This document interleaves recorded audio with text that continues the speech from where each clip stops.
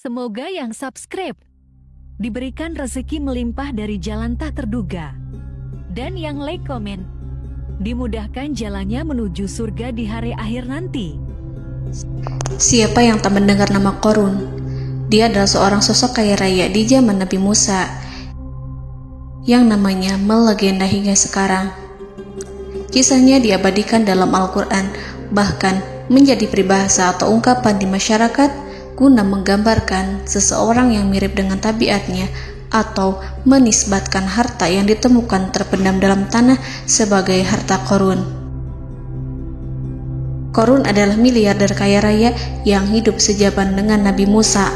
Saking kaya rayanya, Qorun setiap kali keluar dari rumahnya, ia didampingi dengan 300 pelayan laki-laki dan 300 pelayan perempuan. Qorun juga dikawal oleh 4.000 pengawal yang diiringi 4.000 binatang ternak ditambah 60 ekor unta yang khusus membawa kunci-kunci gudang penyimpanan harta kekayaannya itu. Itu dilakukan semata-mata sebagai bentuk kesombongan bahwa dialah manusia paling kaya, paling terhormat, dan memiliki pengikut setia. Ia merasa lebih mulia dibandingkan Nabi Musa alaihissalam. Orang-orang tentu saja akan penasaran seberapa banyak harta kekayaan Qorun jika pengawal dan pembawa kunci gudang kekayaannya sebanyak itu.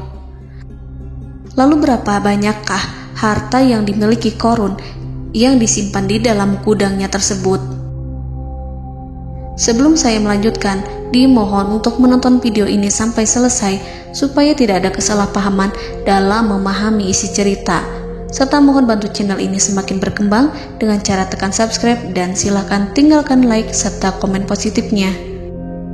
Semoga dukungan pemirsa Risalah Kehidupan bernilai pahala dan menjadi wasilah dimudahkannya segala urusan pemirsa sekalian. Pemirsa Risalah Kehidupan, di zaman sekarang banyak orang yang mengistilahkan rezeki yang tak terduga dengan istilah harta Qorun.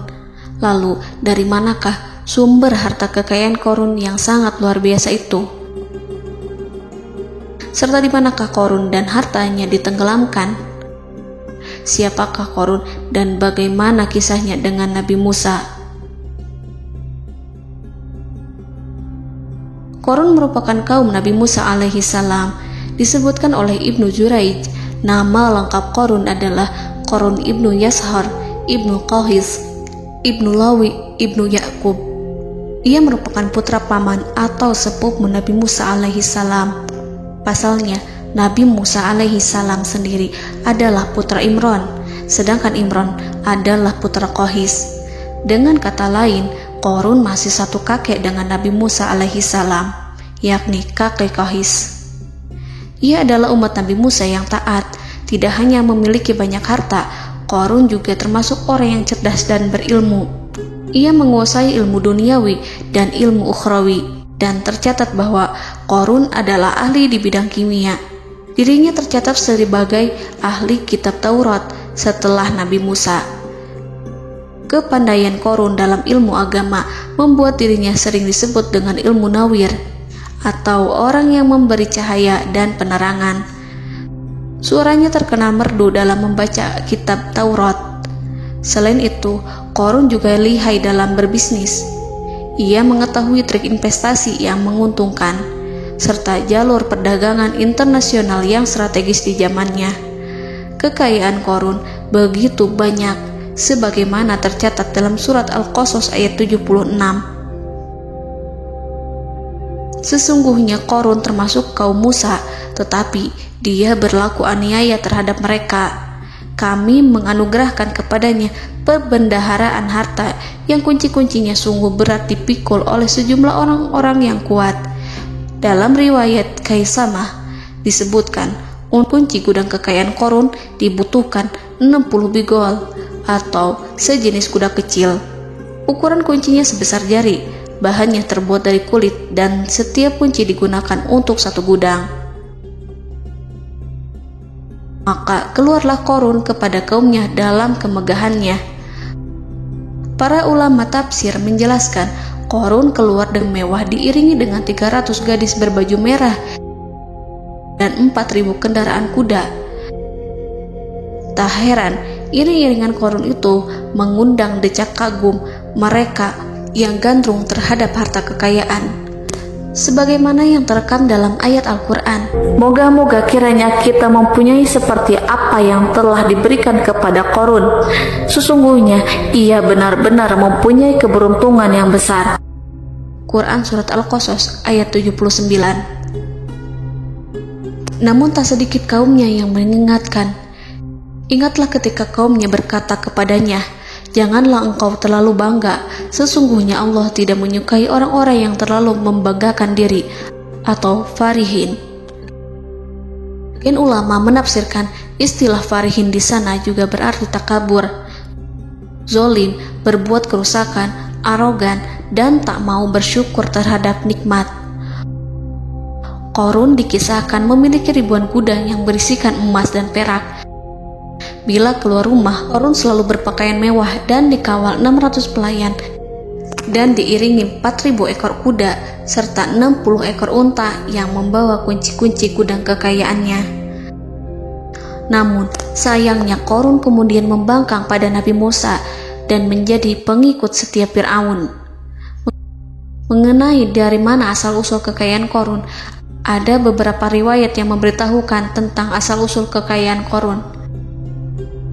Sumber pertama menyebutkan bahwa jauh sebelum memiliki kekayaan, Qarun hanyalah seorang lelaki miskin yang tidak mampu menafkahi keluarganya. Anaknya sangat banyak. Lalu suatu ketika Qarun datang kepada Nabi Musa.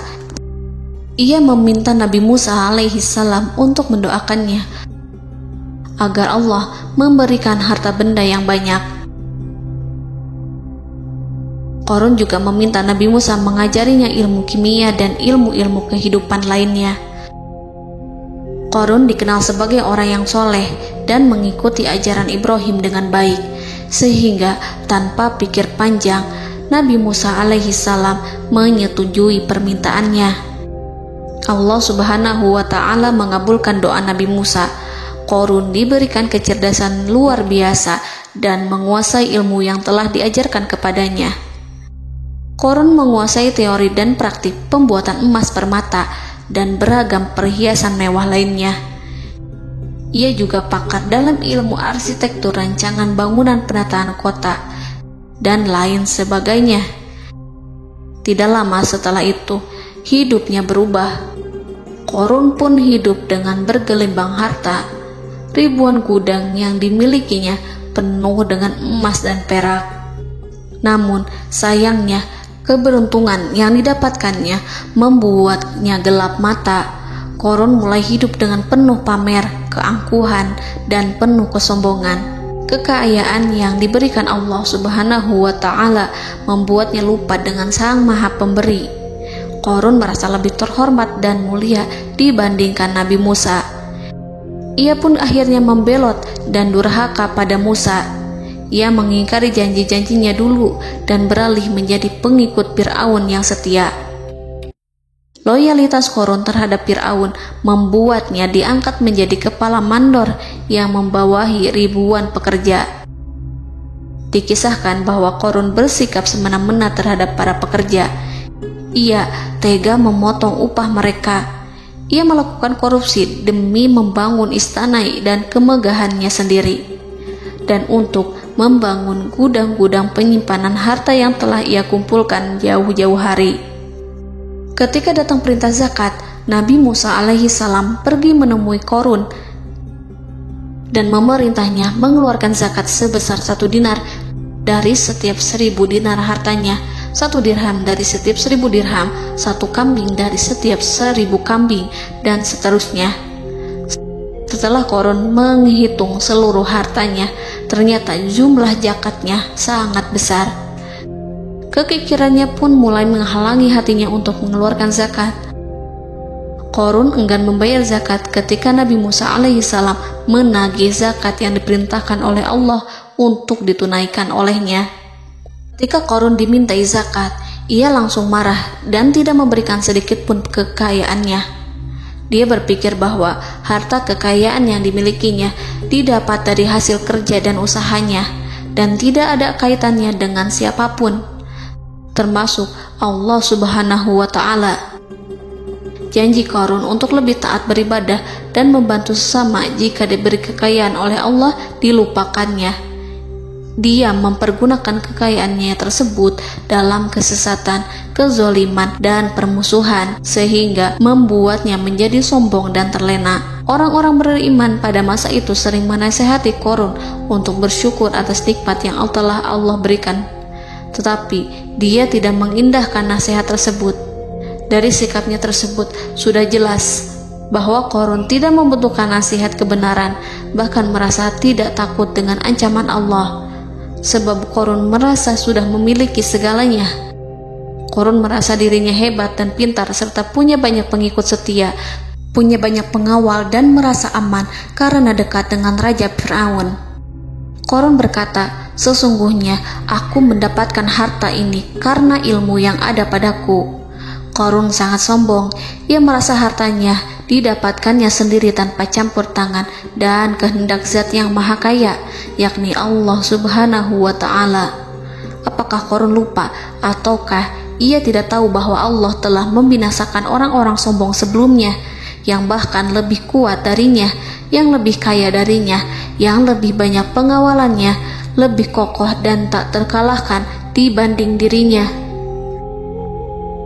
Karena terdorong sifat kikir dan angkuh, maka Qarun membuat rencana untuk melakukan tipu daya agar dia terlepas dari kewajiban membayar zakat.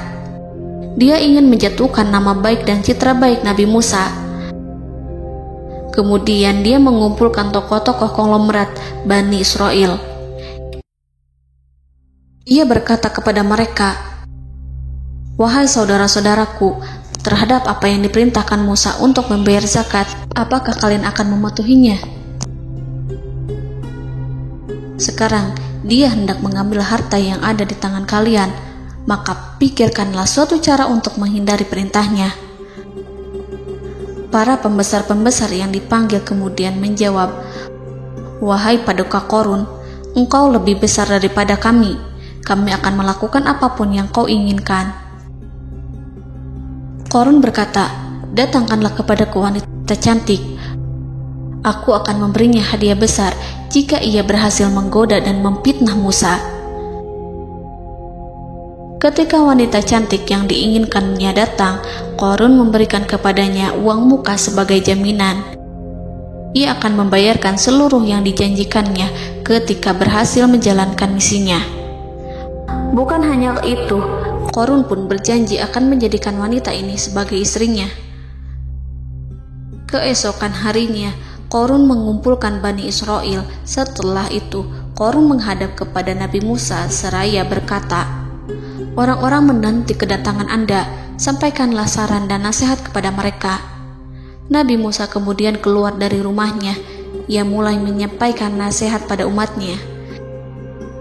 Di antara nasihatnya, beliau berkata, "Barang siapa yang mencuri, aku akan memotong tangannya. Barang siapa yang memfitnah, aku akan mencambuknya sebanyak 70 kali. Barang siapa yang tidak mempunyai istri dan dia berbuat zina, maka aku akan mencambuknya sebanyak 70 kali. Adapun barang siapa yang memiliki istri dan ia berbuat zina, aku akan rajam dia sampai mati." Qarun kemudian berkata, "Apakah ini juga berlaku untuk Anda jika Anda sendiri yang berbuat zina? Apakah Anda akan menerima hukumannya?" Kemudian Nabi Musa menjawab, "Ya, meskipun saya sendiri yang melakukannya." Maka kemudian Qarun memanggil wanita yang telah dibayarnya. Wanita itu berdiri di depan Nabi Musa dan Bani Israel yang telah berkumpul, mengaku sedang hamil karena berhubungan badan dengan Nabi Musa. Maka marahlah Nabi Musa atas fitnah kejam yang diarahkan kepadanya. Kemudian Nabi Musa melakukan sholat 2 rakaat, lalu mendatangi wanita itu dan menyumpahnya agar mengatakan siapa yang menyuruhnya. Wanita itu menjadi ketakutan. Ia bergemetar di depan Nabi Musa dan mengaku bahwa yang menyuruhnya adalah Qarun. Lalu wanita itu bertaubat dan meminta maaf kepada Nabi Musa. Seketika Nabi Musa bersujud seraya berdoa kepada Allah agar menimpakan azab kepada Qarun. Allah memberi wahyu kepada Musa bahwa bumi telah dijadikan tunduk kepada perintah Nabi Musa. Kemudian Nabi Musa berkata kepada bumi, "Wahai bumi, telanlah Qarun beserta kekayaannya, habiskanlah semua." Kala itu Allah menurunkan wahyu kepada Musa alaihissalam untuk memerintah bumi apapun yang diinginkannya. Begitu Nabi Musa alaihissalam datang dengan wajah sangat marah, barulah Qarun merajuk, "Wahai Musa, sayangilah aku." Sementara Nabi Musa alaihissalam tak bergeming. Beliau lantas berkata pada bumi, "Wahai bumi, ambillah mereka." Seketika rumah Qarun mulai bergetar. Qarun dan antek-anteknya mulai dibenamkan hingga bagian lututnya. Rumahnya ikut turun sedalam lutut. Qarun kembali merajuk, "Sayangilah aku Musa." Rumahnya kembali berguncang. Kini Qarun dan kawan-kawannya kembali terbenam hingga pusar. Demikian pula rumahnya. Qarun terus merajuk, "Wahai Musa, sayangilah aku." Sementara Nabi Musa alaihissalam kembali meminta bumi, "Wahai bumi, ambillah mereka." Rumah Qarun berguncang lagi, sementara Qarun dan kawan-kawannya terus terbenam hingga bagian tenggorokannya. Demikian pula rumahnya. Qarun lagi-lagi menjerit, "Wahai Musa, sayangilah aku." Namun Nabi Musa alaihissalam tak bergeming. Beliau terus meminta bumi menelannya, hingga akhirnya Qarun dan kawan-kawannya hilang seluruhnya ditelan bumi. Tak lama setelah itu Allah berkata, "Wahai Musa, apa yang membuatmu bersikap demikian? Padahal demi kemuliaanku, andai dia Qarun berdoa kepadaku, niscaya aku akan rahmati. Maka kami benamkan dia beserta rumahnya ke dalam bumi, maka tidak ada baginya satu golongan pun yang akan menolongnya selain Allah. Dan dia tidak termasuk orang-orang yang dapat membela diri." Quran Surat Al-Qasas ayat 81. Lalu di manakah lokasi ditenggelamkannya Qarun beserta harta bendanya? Konon berdasarkan kepercayaan beberapa masyarakat setempat, Qarun ditenggelamkan di sekitar sungai atau danau Moris yang terkenal di kota Payom, negara Mesir. Qarun konon mendirikan istana dan di tempat itu pula ia ditenggelamkan. Dahulu, Qarun berkeinginan membangun sebuah istana, namun tidak diizinkan oleh Fir'aun jika istana itu dibangun di samping istana Fir'aun. Terlebih, Qarun juga tidak ingin membangun istana di tengah pemukiman Bani Israel yang terletak di tanah Jasan. Fir'aun pun memberikan tanah di wilayah Fayom. Kemudian di tepi sungai Payom inilah Qarun membangun istananya yang megah, dan di dalamnya ia membangun Al-Khunuj, gudang penyimpanan harta berisi emas dan perak. Salah satu bukti arkeologis yang dapat dijumpai di lokasi tersebut adalah runtuhan bangunan yang diduga sebagai tempat tinggal Qarun yang berjarak sekitar 2 km dari Danau Qarun. Menurut beberapa sumber, bangunan yang masih berdiri kokoh tersebut adalah benteng yang dibangun oleh Qarun. Namun ada juga yang mengatakan bahwa bangunan tersebut adalah tempat tinggalnya. Wallahu a'lam. Semoga kita semua dijadikan orang yang Allah mampukan menjadi orang kaya namun tidak seperti Qarun